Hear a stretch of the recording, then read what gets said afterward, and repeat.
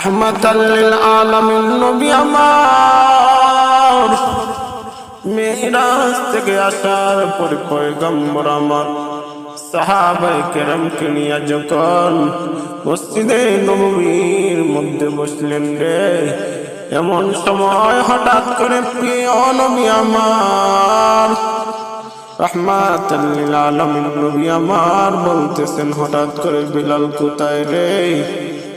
বেলালকে আজকে আমি দেখতেছি না। আল্লাহর নবী যখন বিলালকে খোঁজ করতে আরম্ভ করে দিলেন, এমন সময় বেলালের ভিতরে একটা বাড়ি মেরে দিল।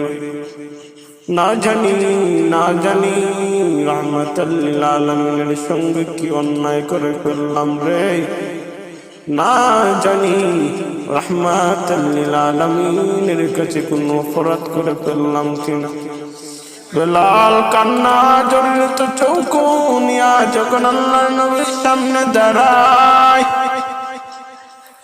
কান্না মাখা চেহারা নিয়ে বেলাল বলি, ইয়া রাসূলুল্লাহ, নবী গো, আমি আজকে উপস্থিত আছি গো নবী, আমি কি কোনো অন্যায় করেছি, কোনো অপরাধ করেছি? আল্লাহর নবী বলেন, বিলাল, তুমি কোনো অন্যায় করো নাই, তুমি কোনো অপরাধ করো নাই রে বিলাল। ও বিলাল, আমার একটা প্রশ্নের জবাব তুমি আজকে আমাকে দাও। কি এমন আমল করো না বিলাল, যে আমলের বদৌলতে আমার আল্লাহ তোমার পায়ের তলে আমাকে জান্নাতে শোনাইয়া দিলেন?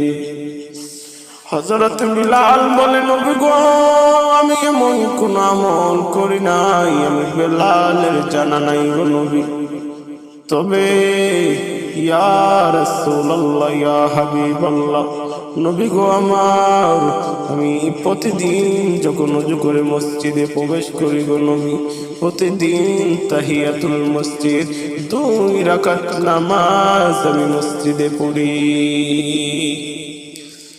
এই জন্য কবি বলেন, দুনিয়া মে মুআজ্জিন মে তেরে নাম রহেগা, दुनिया में मुअज्जिन में तेरे नाम रहेगा, बिलाल तेरे नाम से इस्लाम रहेगा, बिलाल तेरे नाम से इस्लाम रहेगा।